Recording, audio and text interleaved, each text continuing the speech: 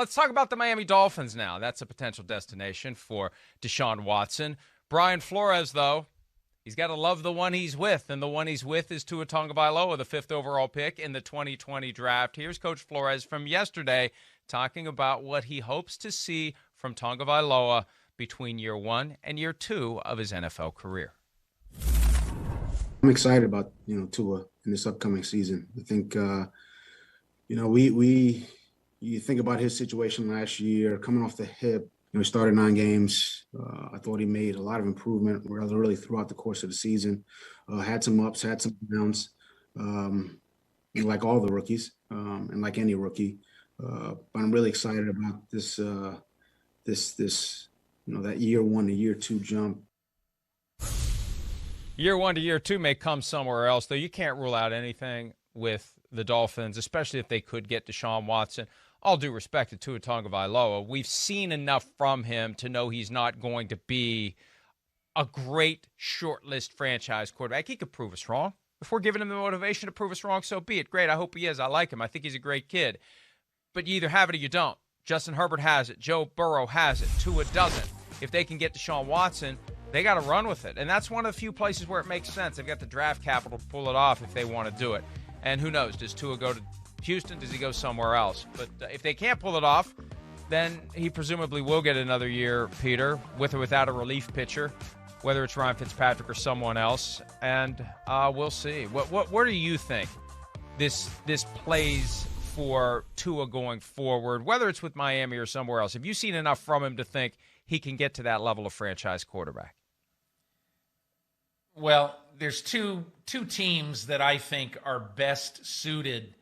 Obviously, the 2 teams that are best suited to trade for Tua or trade for Watson are the New York Jets sitting there at number 2 and the Miami Dolphins sitting there at number 3.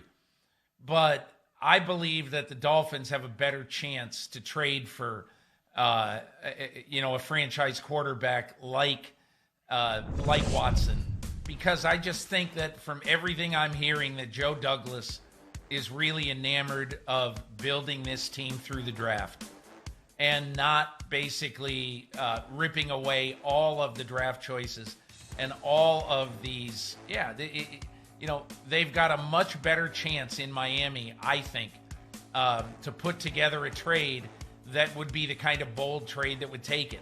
But Mike, the other team I think that has a very good chance to trade for him, if indeed he is traded, is the Carolina Panthers at number 8. The draft pick isn't quite as good, obviously, as where Miami is. But the reason why I think Carolina will be in the picture at some point before this is over is that owner wants a franchise quarterback. He's not used to people telling him no.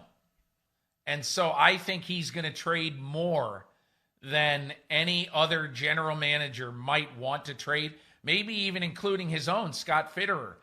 But I do think that the Carolina Panthers are going to be involved if there ever is an auction for Deshaun Watson.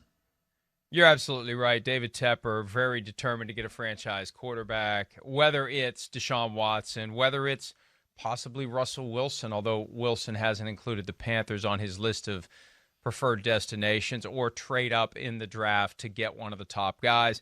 We don't know where Deshaun wants to go. We've heard bits and pieces. There have been reports he's intrigued by the Broncos, and there's a thought that the Dolphins are choice number 1. But unlike Russell Wilson, whose agent 15 days ago announced the 4 teams for which Russell would play, we haven't gotten that yet from David Mulugheta or from Deshaun Watson, so we just don't know. And some have said, he wouldn't want to go back to Carolina. Well, he was a star at Clemson.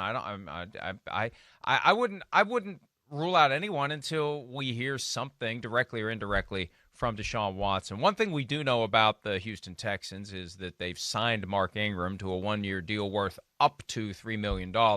Anytime you hear up to, that means there's incentives, there's other things he's got to do. And one thing he's got to do is be on the roster week 1. This is a guy who's been around for 10 years. David Johnson is the starter there. This just may be a stabilizing presence in the offseason and training camp because David Culley knows him, and it could be at the end of the day doesn't even make the week 1 roster, Peter. I mean, this is a guy who once he was cut there hasn't been a land rush for his services, and he's done some good things in the past. But with running backs, there's a shelf life, and there's a chance he's reached that expiration date. We'll find out. But he's been available to every team, and he goes to a place where he's acquainted with the head coach, and he has a chance to contribute in that running game. But clearly, he's not the top guy. Yeah, and Mike, the one other factor in all of this is that, I reported a couple of weeks ago that that Nick Caserio was not even considering any offers, which is the right thing to do. It is absolutely the right thing to do at this point in time. Now, let's just say we get to August 23, August 24, and then let's say that Nick Caserio on Monday of draft week calls 5 teams and he says, you got until 8 o'clock tonight to come up with your best offer.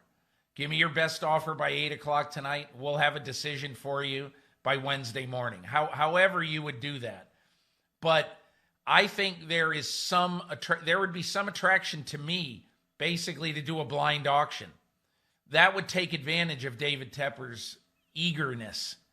And that would take advantage of a team that desperately wants him to maybe throw in that, you've already, let's say, because I think Carolina's going to have to offer 3 ones. So let's say you not only offer 3 ones and you've offered a couple of other things. Now you go beyond that. You say, we'll give you our next 2 threes, or something like that. But if the Houston Texans end up trading Deshaun Watson, you look at that roster right now, that roster basically is an expansion team roster.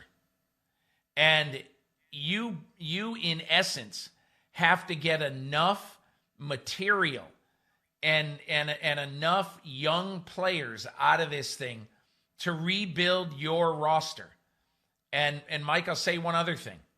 I'd rather have the draft picks in 2022 than 21.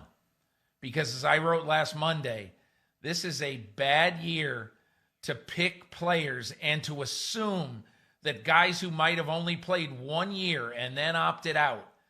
I mean, how do you know who you're drafting? And that's why if I am a GM, if I'm Nick Caserio, I want the bulk of these picks in 22 and 23. Yeah, that's a great point. The draft is a crapshoot. It's going to be even more of one this year than ever before, even more of one than last year because of the limited games, the guys opting out, no scouting combine, no opportunity to bring guys in. It's going to be difficult when it comes to making those picks. Hi, I'm Mike Tirico, and thanks for watching. Make sure to hit subscribe for the latest news and highlights from NBC Sports.